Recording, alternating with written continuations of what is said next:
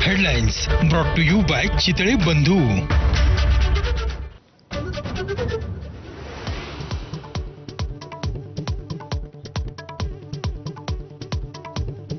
राज्याच्या तिजोरीमध्ये खडखडाट, आनंदाचा शिधा. शिवभोजन थाळीसह अनेक लोकप्रिय योजनांना ब्रेक लागण्याची भीती. तब्बल 1 लाख कोटींची वित्तीय तूट भरून काढण्याचं आव्हान. लाडकी बहीणमुळे बोजा वाढला.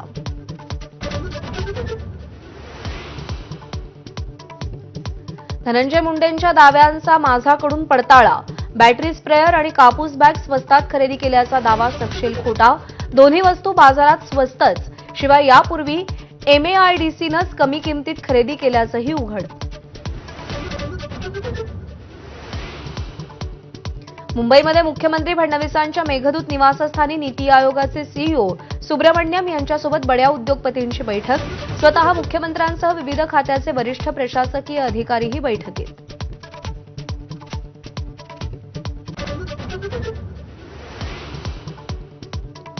संतोष देशमुख हत्या प्रकरणावरून फडणवीसांची तंबी. यापुढे असे प्रकार खपवून घेतले जाणार नसल्याचं बीडच्या आष्टीत वक्तव्य. बीडचा गौरवशाली इतिहास पुढे नेण्याचंही आवाहन. काही राजकारण्यांनी गुंडगिरीला पाठबळ दिल्यानं बीडची बदनामी. देवेंद्र फडणवीसांसमोरच सुरेश धसांचं वक्तव्य. संतोष देशमुख प्रकरणात फडणवीसांनी घेतलेल्या कणखर भूमिकेचंही कौतुक.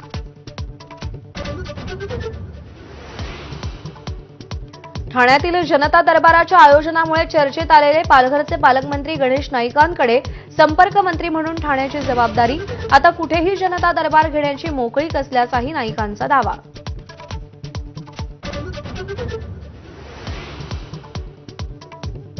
पंतप्रधान मोदींचं आज राज्यसभेत संबोधन. दुपारी 4 वाजता राष्ट्रपतींच्या अभिभाषणावरच्या चर्चेला उत्तर देणार. विरोधकांकडून गदारोळ होण्याची शक्यता.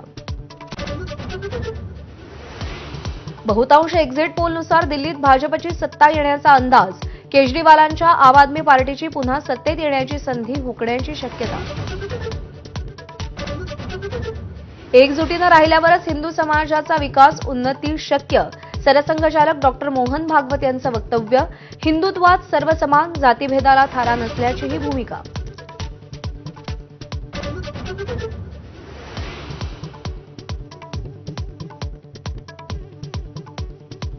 आंध्रामध्ये तिरुपती बालाजी मंदिरातून बिगर हिंदू 18 कर्मचाऱ्यांना हटवण्यावरून राजकारण.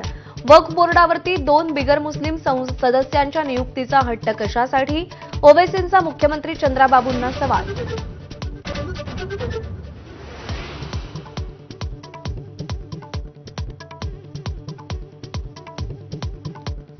इंग्लंडचा भारतीय संघाविरुद्ध पहिला एकदिवसीय सामना आज नागपूरमध्ये. जामठ्याच्या VCA स्टेडियमवर दुपारी 1:30 वाजता सामना सुरू होणार.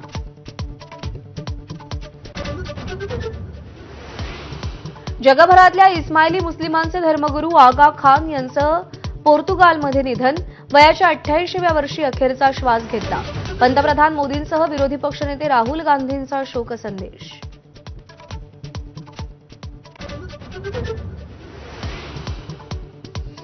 अमेरिकी अध्यक्ष ट्रम्प यांची गाझापट्टी ताब्यात घेण्यावरून सारवासारव. युद्धानं उद्ध्वस्त गाझाचा पुनर्विकास आणि तात्पुरत्या विस्थापनाविषयी वक्तव्य केल्याचा व्हाईट हाऊसचा दावा.